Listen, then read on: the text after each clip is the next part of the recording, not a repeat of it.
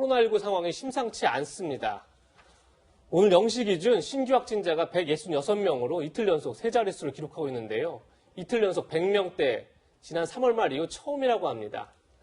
소 국장님, 네. 그런데 무엇보다 걱정스러운 게 다 이게 수도권에서 지금 확진자들이 많이 나고 있는 거예요. 이러다 수도권 대유행이 일어나는 거 아니냐, 이런 걱정이 큰데 어떻게 보십니까? 지금 뭐 그렇게 볼 수 있는 상황이 됐죠. 비상 상황이 아니고 초비상 상황입니다. 제가 보기에는. 예. 166명 중에 해외 유입 1명 빼면 155명인데 그중에 145명이 수도권이거든요. 예. 한 세 가지 포인트 볼 수 있을 것 같아요. 일단은 수도권은 밀집된 상황이에요. 전파 우려가 높기 때문에 거기에서 지역 감염이 이미 상당 부분 진행이 된 것 아닌가, 이렇게 봐야 될 것 같고요. 네. 흐름이 이게 지난 10일 이후에 지금 확진자의 흐름이 상당히 이제 급등하는 흐름을 보이고 있거든요. 이것은 지금 현재 100명 정도 이상 나오고 있지만 이 흐름이 이미 우리가 파악은 안 됐지만 지역사회가 상당 부분 이미 감염이 된 것 아닌가 이렇게도 볼 수 있는 상황이기 때문에 예. 그야말로 초비상 상황이고 세 번째는 무엇보다 그 감염 경로를 알 수 없는 이 환자들도 늘고 있다는 거죠. 예. 이런 세 가지 측면에서 봤을 때 지금 상황은 비상 상황을 넘어선 초비상 상황이다. 이렇게 보는 게 맞을 것 같습니다. 네, 평론가님 앞서서 세 가지 측면을 짚어주시긴 했는데 저는 또 걱정인 게 과거에서는 한 장소에서 뭐 집단 감염이 있었다면 최근에는 좀 산발적으로 여러 장소에서 맞습니다. 좀 감염이 진행되고 있는 것 같아요. 이게 더 두려운 점인데 동시다발적으로 여러 곳에서 드러나고 있다. 이전에 5월 초반에 우리가 한번 깜짝 놀라고 경각했던 게 이태원 클럽발이었잖아요. 네. N차 감염, 7차 감염까지 갔는데 그게 말씀하신 대로 예를 들면 이제 부천 쿠팡 물류센터 이런 쪽에서 작업 환경이 열악해서 여러 가지로 감염이 이제 전파될 우려가 있었다. 또는 특정 교회에서 뭐 다발적으로 나왔다. 이걸 우리가 소규모, 중규모 집단 감염이라고 부르는데 이번에는 오늘 이 100여 명 넘은 거는 이상하지 않았어요. 밤 사이에 계속 확진자 속보들이 들어왔었어요. 예. 그런데 어제 이미 103명으로 세 자리를 찍었다는 겁니다. 네. 그래서 오늘부터는 본격적인 황금 연휴 시작인데 많은 이제 의료 전문가들이, 방역 전문가들이 어제 이미 사회적 거리두기 2단계로 격상했어야 되는 거 아니냐. 네. 이런 안타까움을 토로했었거든요. 근데 정부 입장에서는 또 연휴 기간에 경제도 살려야 되는데 이게 딜레마예요. 경제 살리기와 방역 이 두 가지는 뭐 충돌할 수밖에 없는데 그런데 지금 보시면 패스트푸드에서 다발적으로 나왔다. 그렇죠. 교회는 꾸준히 나오고 있었는데 이젠 굉장히 폭증한 상태로 나온다. 거기에 전 더 걱정인 게 상가인데요. 시장입니다. 우리나라 최대의 시장인 남대문 시장에 처음에 케네디 상가, 그 다음에는 중앙 상가 이렇게 퍼지더니 동대문 시장으로 건너가서 그렇죠. 의류 부자재로 600여 개의 점포가 다닥다닥 붙어있는 통일 시장에서도 나오고요. 그럼 여기서 또 아마 확산 가능성이 있는 거지 않습니까? 여기에 더해서 학교인데 이 용인 지역 두 군데 고등학교에서 나온 이미 2차 감염 가족에게 됐고요. 이 부모는 또 분당에서 학원을 경영하고 있는 상황이에요. 그러니까 이것도 우려가 되는데 이 학생들이 교실에서 감염된 게 아니라 주말 사이에 영화관, PC방, 거기다가 코인 노래방, 우리가 걱정했던 음식점, 그러니까 다중이용시설을 다 이용했어요. 이런 걸 봤을 때 우리가 그 사이에 우리의 경각심이 느슨해진 게 사실이고 그 다음에 폭우의 영향도 있겠습니다만 그리고 이미 이 바이러스는 우리 주변에 쌓여 있었던 것 아닌가 하는 생각이 듭니다. 네. 예. 그러니까 지금 말씀하신 것도 수도권에서 지금 확산되고 있다는 게 큰 문제인 것 같고 또 하나가 이제 식당, 교회, 그리고 동시다발적으로 벌어지고 있는 문제. 이게 또 큰 문제 같은데 또 하나가 바로 감염 경로를 모르는 깜깜이 확진자가 굉장히 늘고 있다는 겁니다. 김광삼 변호사님, 이전에도 정은경 질병관리본부장은 가장 싫어하는 단어가 깜깜이 감염이다. 이렇게까지 말했어요. 지금 화면 보시면 8월 8일만 해도 8.5%, 아직 10%가 안 넘었었는데 지금 어제 같은 경우 13.7%, 13%에 이르는 게 도대체 어디서 감염되는지 알 수 없는 환자 비율이에요. 일단 굉장히 심각한 문제 같아요. 일단 이제 확진자 증가도 굉장히 중요하지만 우리가 여기서 주목해야 할 부분은 확진자 중에서 감염 경로가 밝혀지지 않는 깜깜이 환자의 비율이 얼마나 되느냐 굉장히 중요합니다. 그 이유는 여러 가지가 있지만 일단 전에는 깜깜이 환자의 비율이 5% 이하였어요. 그러니까 사실 전파 차단을 할 수 있는 것이 그렇게 어렵지 않았는데 지금 보면 최근에 13% 이상을 차지하게 됩니다.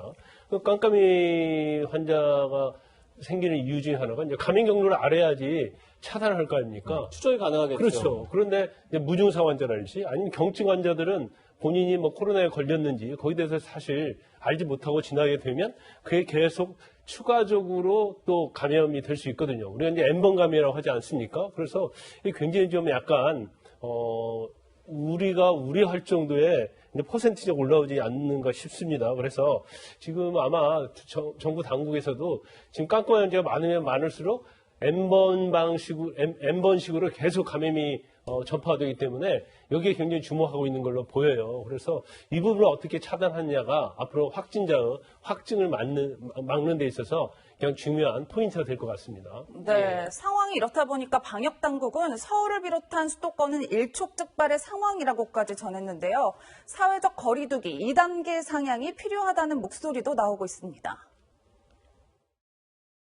오늘 국내 발생과 해외 유입을 합친 신규 확진 환자의 수가 이라크 교민 입국 시를 제외하고는 지난 4월 1일 이후 처음으로 세 자릿수를 기록하였습니다. 집단 감염이 계속 발생한다면 지난번과 같은 핵심 방역 수칙 의무화 조치가 취해질 수밖에 없습니다. 이 요건이 충족된다면 연휴 기간 내라도 관련돼서 필요한 조치들이 취해질 수 있다라고 생각을 합니다.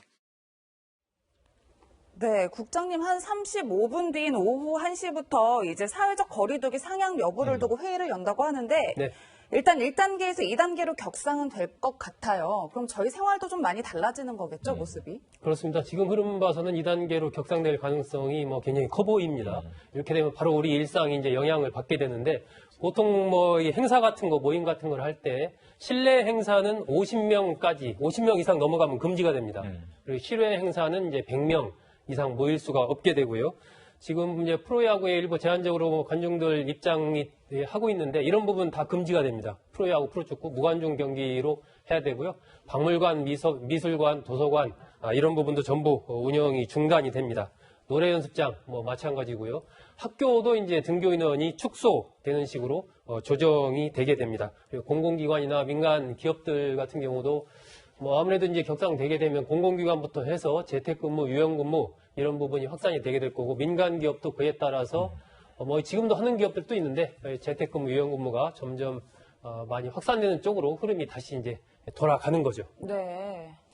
예, 결국 개개인들의 거리두기를 더 철저히 하고 사람 많은 곳에는 가지 않는 게 현재로서는 최선일 것 같은데 그 정부 정책을 두고 약간 논란이 또 벌어지고 있습니다. 바로 어제부터 정부가 외식비를 지원하는 외식 권장 캠페인을 진행하고 있는데 지금 보시는 것처럼 어제 오후 4시부터 내일 자정까지죠. 외식업소에서 2만 원 이상 5번 카드를 사용하고 6번째 결제를 할 때 만 원을 환급해 준다는 겁니다. 지금 이 캠페인에만 약 330억 원의 예산을 좀 투입한 상태인데 사회적 거리를 두기하고 그리고 많은 사람들이 모이는 곳에 가지 않는 것을 권장해야 할 상황에서 저런 외식 장려 정책 김관삼 변호사님 어떻게 보십니까? 네, 약간 좀 모순적인 측면은 있죠. 그렇지만 이제 정부 차원에서는 일단 두 마리 토끼를 잡기 어렵긴 해요. 그런데 이미 3차 추가 경정 예산에 330억 원이 지금 투입되어 있거든요. 그래서 이걸 민간 소비를 진작시키기 위한 그런 방법으로 그런 것 같아요. 그런데 지금 저 외식을 하기 위해서는 여러 가지 이제 조건이 있는데 실질적으로 이제 8월 14일부터 시행이 돼서 11월 30일까지 해서 끝납니다. 그리고 이 카드를 사용해야 하는데 그건 금요일 날 오후 4시부터 일요일 날 자정까지. 그러니까 시간 제약이 좀 있어요. 그러니까 아무 때나 쓸 수 있는 건 아니에요. 그래서 주말에 아마 외식을 좀 권장하기 위해서 저런 정책을 쓰고 있는 걸로 보입니다. 그런데 그냥 쓰는 게 아니고 카드사가 한정이 되어 있어요. 예. 그러면 그 카드사 홈페이지 들어가서 이벤트 응모를 해야 하고 거기에서 아마 지금 구체적으로는 나와 있지는 않은데 그 카드사 응모하면 이제 거기에서 대상이 되면 그때 외식을 할 수가 있는데 총 6번을 할 수 있는데 6번을 하게 되면 그중에 만 원을 할인해 준다는 거죠. 예. 그런데 제가 볼 때는 그러면 만 원 할인받기 위해서 일부러 6만 원 정도를 써야 하는데 11만 원을 써야겠죠. 그렇죠. 12만 원을 썼을 때 만 원 환급이니까. 예, 맞습니다. 11만 원을 써야 되는 거죠. 금액도 그렇게 크지 않고 예. 그다음에 일부러 외식을 나가려고 하는 사람이 얼마나 있겠느냐. 또 이게 절차가 그냥 카드를 쓰는 게 아니고 예. 또 카드사에 가서 응모를 해야 하거든요.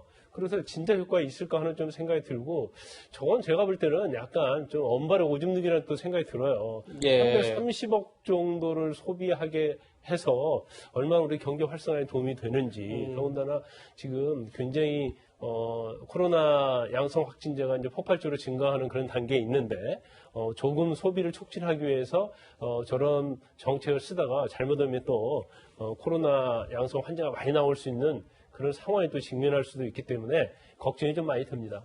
네, 평론가님 정말 뭐 말씀처럼 네. 두 마리 토끼를 잡기가 참 어려운 것 어렵죠. 같은데 방송 보시는 많은 네네. 학부모님들은 또 애들 학교 보내는 게 걱정이 네네. 될 것 같긴 한데 개학이 한 1, 2주 남았잖아요. 맞습니다. 어떻게 될까요? 방송을 하는 학부모도 있습니다. 제가 고3 아빠거든요. 아, 그러니까 남 문제가 아니에요. 예. 지금 1학기는 다 날아가 버렸습니다. 사실은 제대로 학교 수업했는가? 대부분은 온라인 수업이었고 그렇죠. 간신히 이제 5월에 등교 수업이 됐지만 멈췄다 등교하다 또 학급 수에 인원을 제한하고 그러다 보니까 지금 고3이 3분의 2 정도 로테이션으로 등교를 하고요. 그리고 이제 고2 아래는 3분의 1로 유지하라는 또 기간도 있었어요. 학교마다 다 정책이 다릅니다.